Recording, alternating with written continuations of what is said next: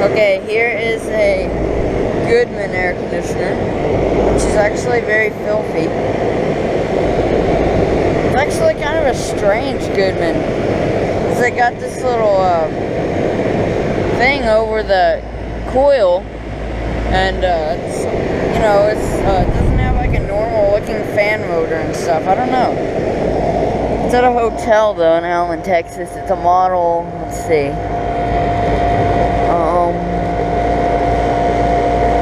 Honestly, I don't know how many tons it is, but it's from 2009. Oh, here. This. Here's the Goodman emblem. Anyways, so I guess there's a disconnect. Over and out.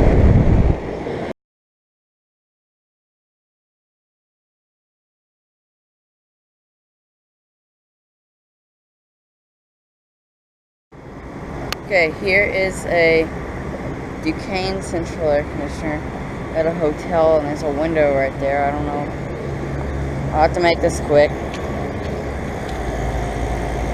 Ducane. It is a 5-ton from 2014, I believe.